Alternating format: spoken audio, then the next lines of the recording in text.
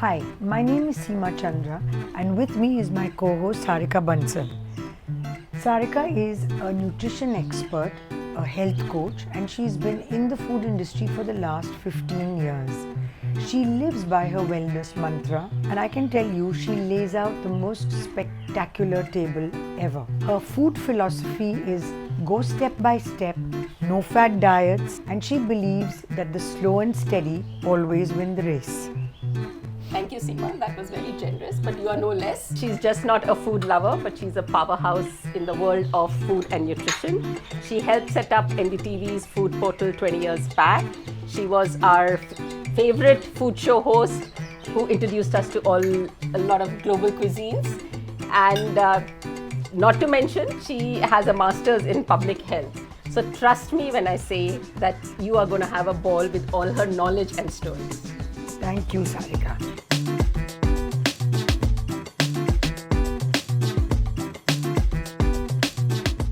Welcome to In Good Taste. Today we are talking about cooking oils. Whether it's really fueling your body or hurting you, we are trying to demystify the types of oils that we use in our cooking every day. It's an essential part of every kitchen. And there's immense confusion. People don't know which oil to use specifically for what kind of food. We're going to talk about the health benefits and what goes into a cooking oil. Smoke points, whether it's, refined or not refined, cold pressed. What does it all mean? Just cut through the jargon and let you know. So when we talk about oils, let's start talking about fats. Oil is made up of fats, right? But in the world of nutrition, we have what are called good fats and there are not so good fats or bad fats. So what are your unhealthy fats? To start with, saturated fats. That's what we're looking out for. And saturated fats are found in butter, in milk, in cheese, what have you. You do want to control the amount of saturated fats you have on a daily basis. You should limit it. The American Heart Association says limit saturated fats to not more than 7% of your calories. Excess of saturated fat is what causes all the diseases. So I think it's a good point to have like a ballpark figure which is a little lower. So the quantity and the quality of the fat is what matters. Right. And so talking about bad fats, the other bad fat which is an absolute no-no, are trans fats. And so how do you know what trans fats are? If you're going to the market and you pick up anything which says partially hydrogenated vegetable oil, avoid it like the plague because trans fats are like poison for you. In the US, they are banned, completely. Basically, trans fats, which is what I think big food industry does, they use it liberally or used to use it liberally. Why? Because these fats are solid at room temperature and they help keeping the food for long. And that's the reason they were used since time immemorial. But now there's been a heavy pushback from the health industry. I think the amount which they can use in the food, I think they're trying to regulate that right now. So saturated and trans fats are the bad boys. Now you tell me about the good girls. Yeah, so it's not all bad. Mm-hmm. We have good things in fat also. And fat is important for us. We need it for our hormones and, our typical bodily functions. You do need fat. But it's how much you take and what quality and which one are you taking. So that is important. So the types of healthy fats which also gives flavor to the food and all, is the monounsaturated fat. One is the monounsaturated fat, which we find in seeds like pumpkin seeds, walnuts, and olive oils. These are the sources of monounsaturated fat. And then we have something called the polyunsaturated fat, which everybody's heard about now. You talk about the omega-3s and the omega-6. Right. So now what has happened, Sherry, that the studies, they keep changing, but the ratio is what is important for us. The ratio between the omega-3 and omega-6 should be around 1:1 to 1:2 for us to actually be healthy. The omega-6 ratio is very high. And because of that, we get all this inflammation and all the diseases which follow. Right. So the important thing when we are considering which oil to take is the omega-3 and the omega-6 ratios. So that brings me to the next point, Sarika, is smoke point. Because basically we want to demystify oils for Yeah. our audience, right? Smoke point is crucial when it comes to your oils. And what is smoke point? The smoke point is when the oil begins to smoke, it turns rancid and it's not good for you, right? So you do not want to have an oil and use it for deep frying if it has a low smoke point. For example, olive oil. Yeah. We'll get into that later. You do want to, with Indian cooking that uses so much of high heat, you want an oil with a high smoke point. Yeah. So that's one thing to park. And peanut oil, groundnut oil, all the vegetables oil, like your sunflower oil, high smoke point. Yeah. So, and ghee, of course, also. That is a very good point to consider while buying an oil. What are you going to use it for? Yeah. So if you're using it for frying, so you make sure that you have a high smoke point. That is what is important. The other thing to look for is, now we have two types of oil these days in the market, the cold pressed oil and the refined oils, like they call it. Cold pressed oils are something which, was a traditional way of extracting oil. So these were like two long cylinders, and because of the mechanical pressure, you get the oil. These oils are the most flavorful and they are full of nutrients. Right. So if we get to eat these oils, it'll actually benefit us. So some of the oils which we use now, which we get easily nowadays, which are cold pressed, are mustard oil, coconut oil.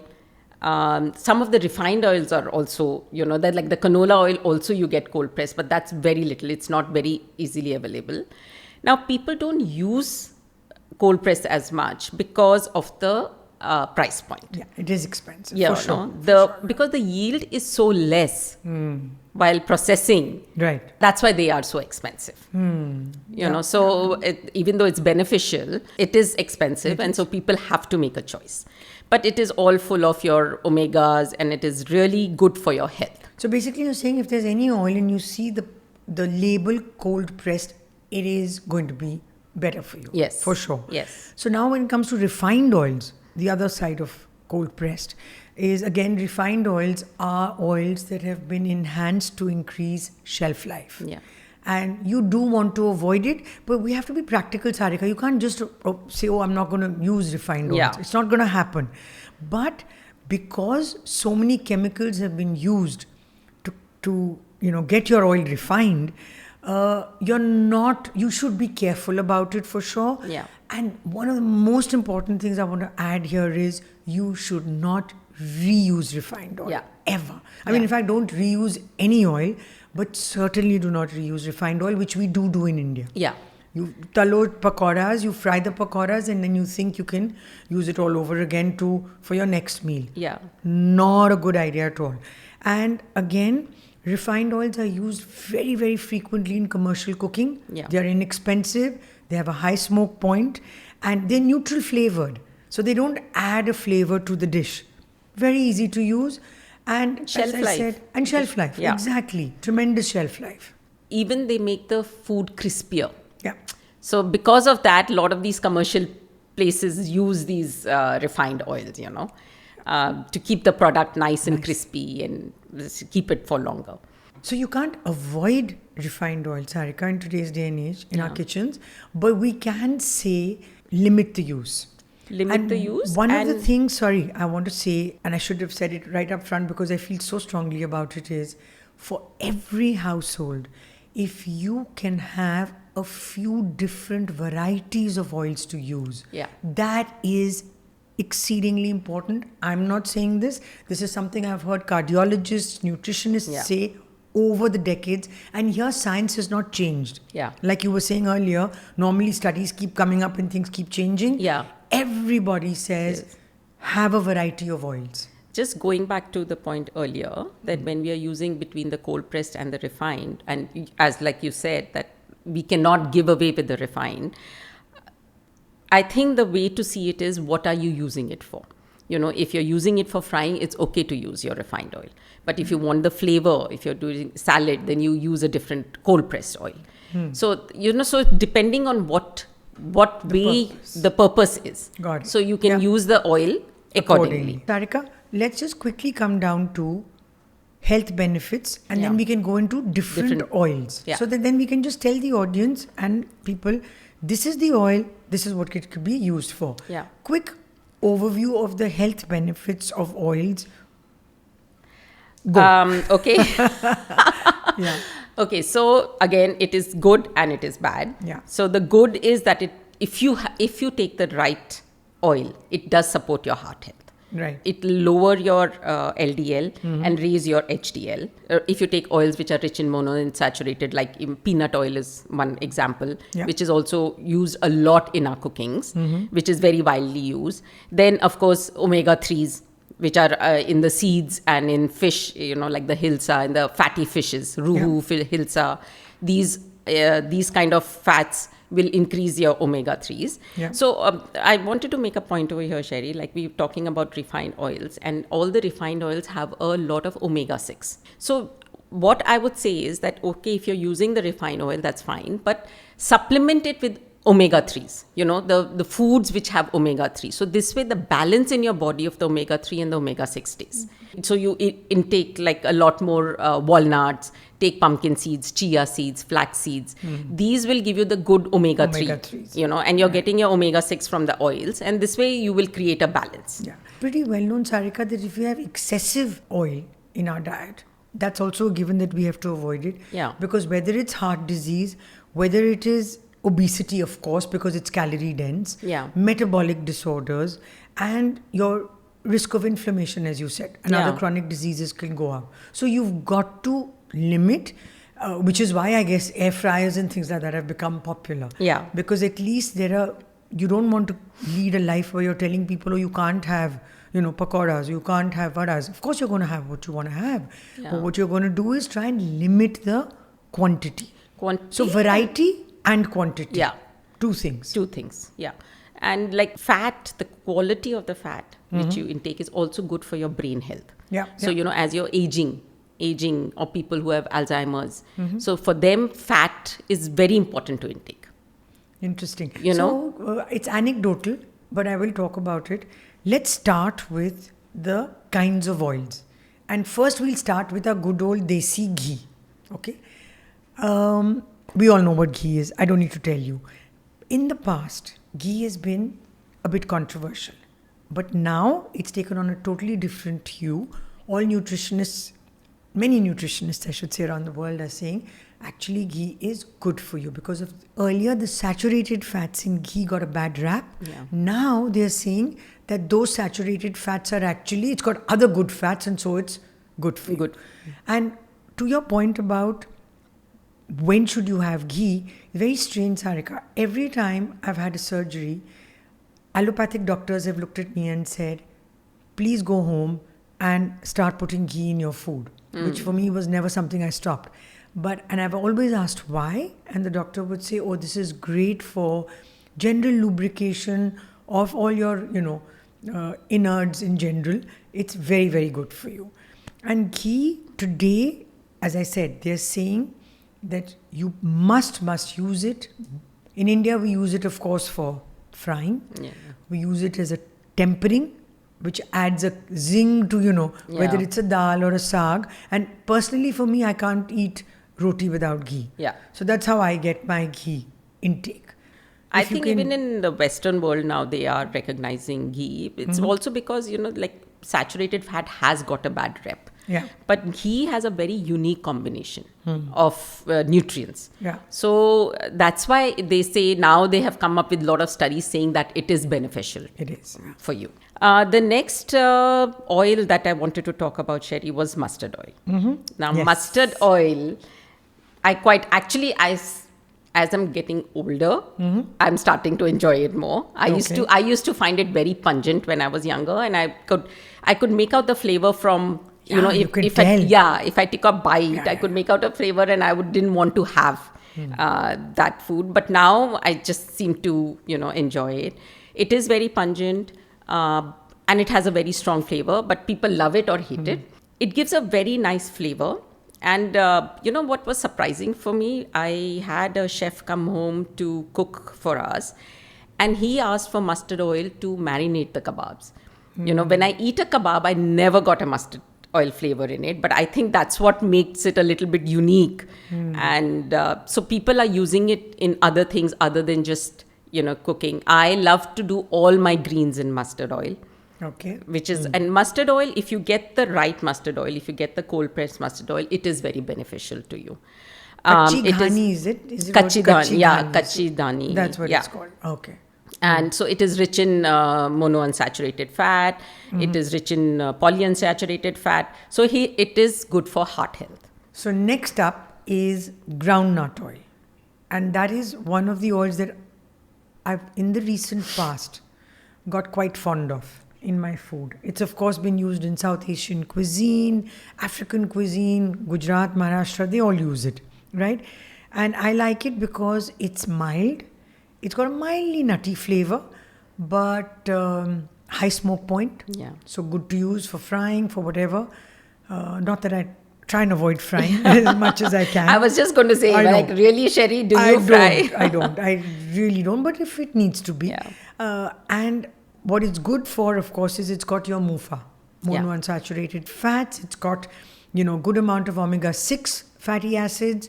So it's a fairly basic staple to put in your kitchen. It also has a high smoke point, so very, very usable for frying.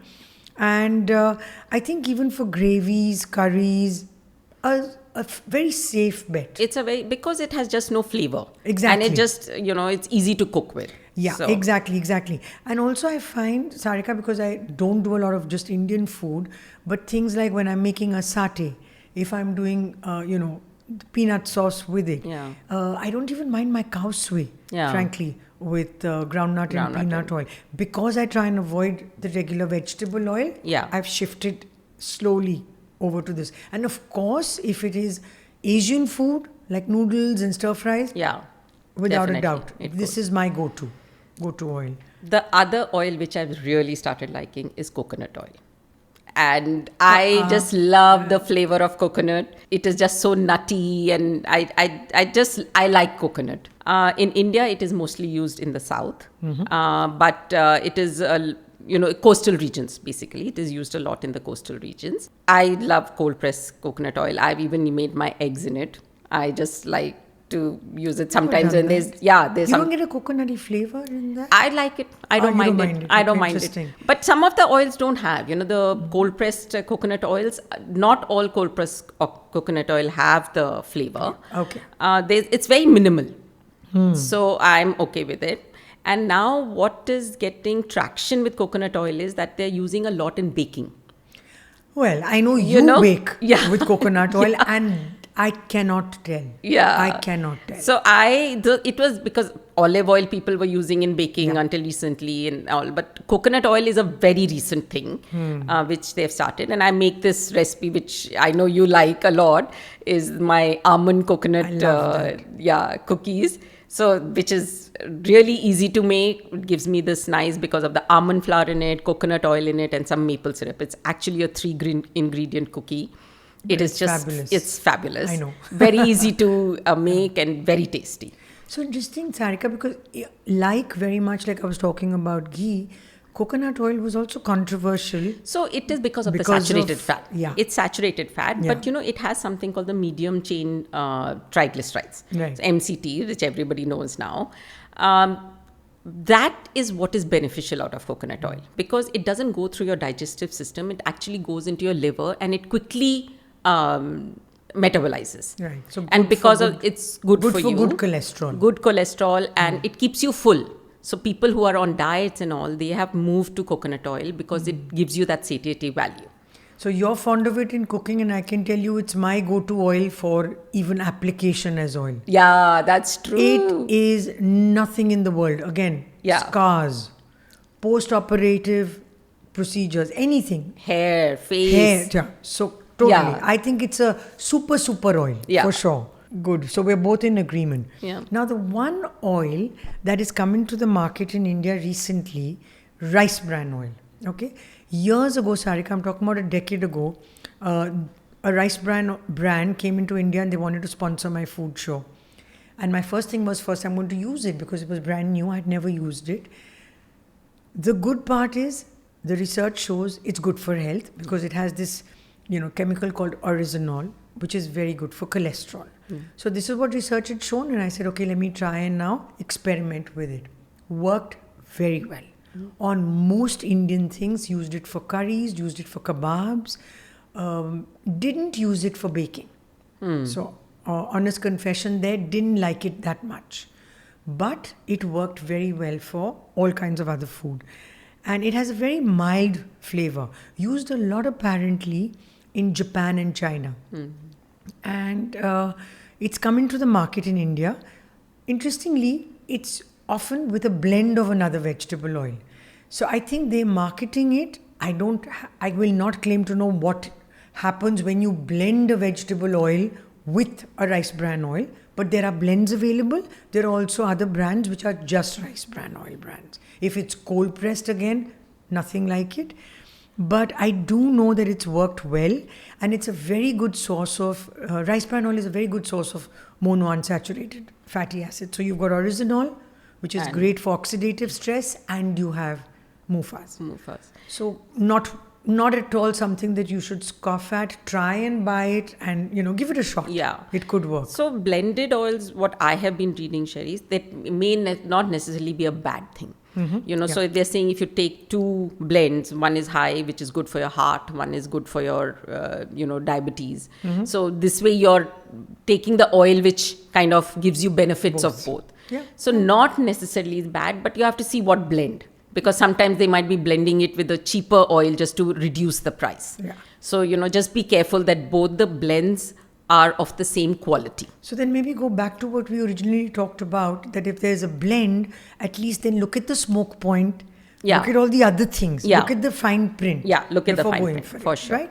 The next oil I would like to talk about is sesame oil.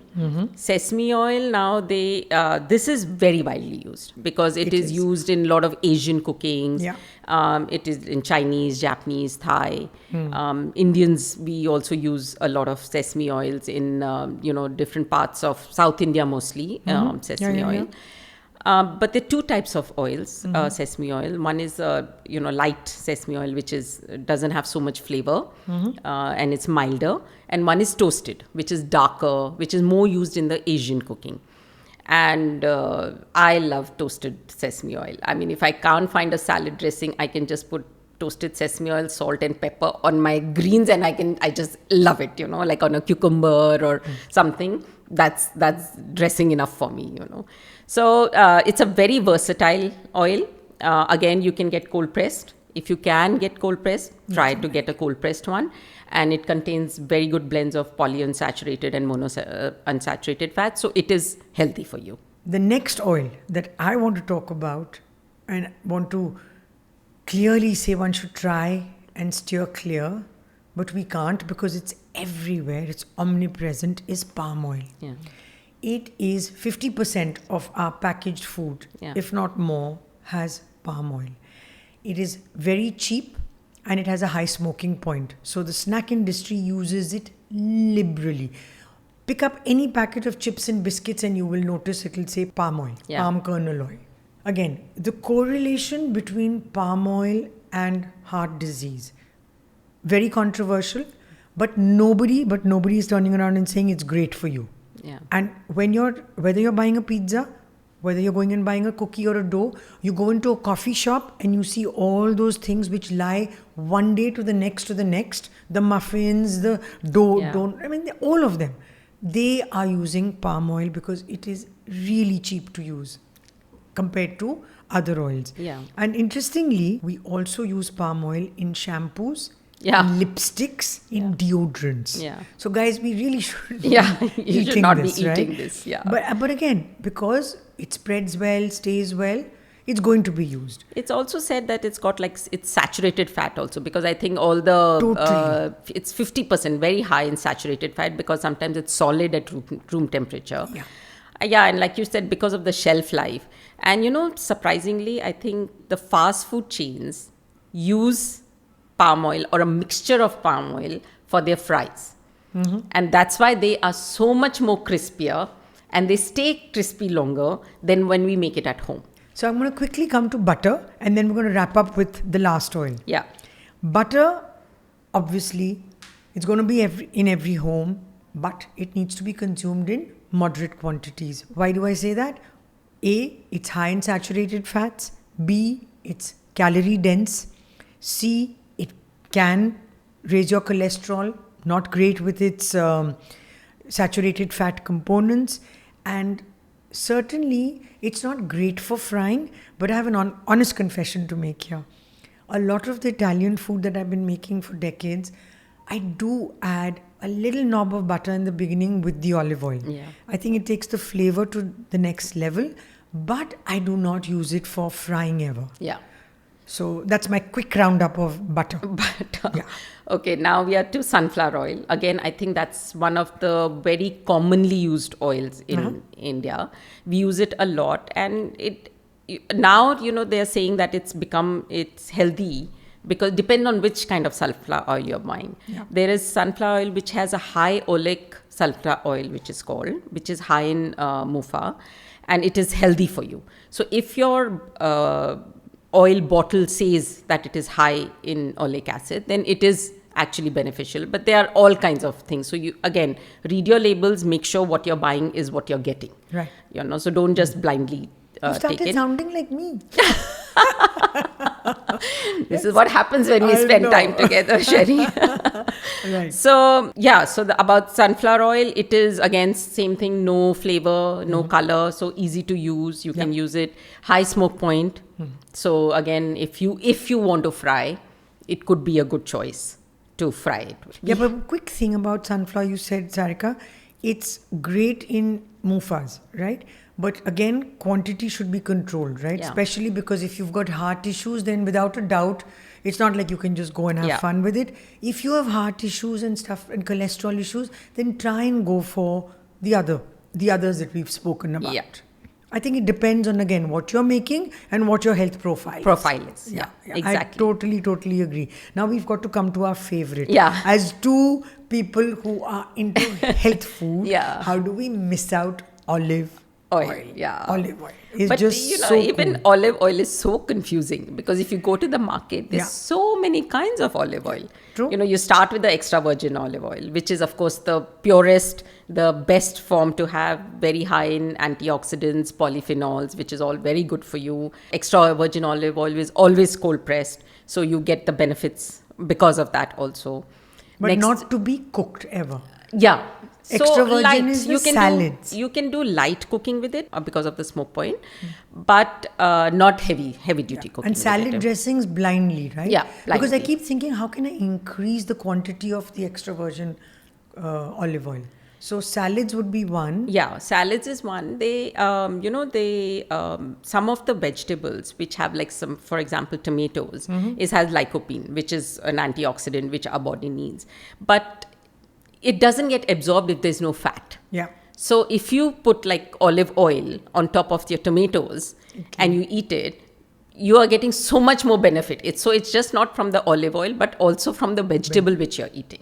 So interesting you're saying this because I found that when you're grilling vegetables, say like Yeah. just a broccoli, and when they say drizzle in a recipe, I find that then I can do a little bit of extra virgin because you just take the brush and And just, yeah. a little bit of slap Yeah, it on so and as you're long done. as, that's a You good can way do of that. getting. Then we have the light olive oil, which is also has some health benefits, but it's the second press. So, your all the good stuff is into the extra virgin oil and you get virgin olive oil. So it's not Olive oil. as healthy as extra virgin, but it can be used for then stir frying and Yeah, so now this has a little bit higher smoke point, so it is better to It's use. It can use for regular cooking. olive oil is hugely important. One of the oils that is sold a lot in India, and you go to supermarkets and they almost push it down your throat, is pomace. Yeah. And the research that I have read is that pomace is the type of olive oil that is extracted from the leftover pulp of olives Yeah. after the first pressure. Yeah. So it's not the healthiest of oils. It's the cheapest for sure.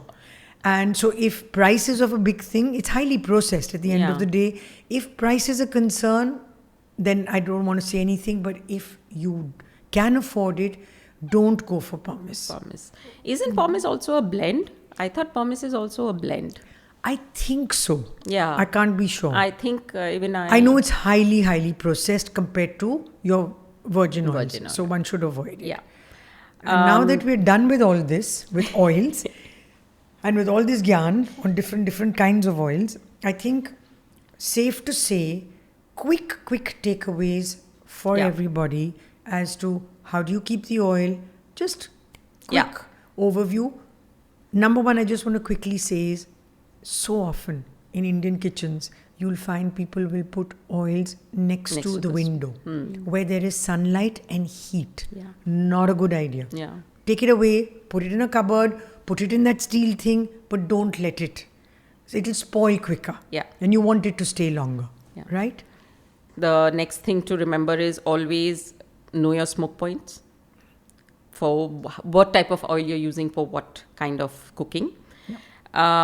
Rotating oils, like you had mentioned. Most important. So this way you get benefits from all different kinds of oils, and you're not increasing your omega-6s in your body. So like for breakfast, like what I do is either use coconut oil, like I said, or butter in the morning. For lunchtime, you can use mustard oil. And for dinner, you can use extra virgin olive oil for your salads. And so whatever try and incorporate all different oils through the day. Yeah. To get benefits from all of them. Totally. And I would say, apart from storing them properly, a quick thing about light and dark. If it's extra virgin olive oil, buy it from a dark bottle. Yeah. It oxidizes otherwise. With Exactly. light, it oxidizes. So you have to buy it from a dark bottle, especially extra virgin olive oil. Storing is a good point. Never reusing oils as much as possible. Never to reuse oil, and try and not overheat oils. Because if you overheat them, you're destroying their nutritional benefits, and what's the point? Yeah. So if you're mindful of your quantities, you don't overheat, I think you're safe. No one is saying don't use oil or use less oil. It's fine. You've got to use it. Quantity, always be concerned. Like I also remember you had mentioned to me that our politicians are also forcing our... I forgot. That you told me about that. The Prime Minister came up with it. He said last month that India, the lifestyle diseases are obviously increasing.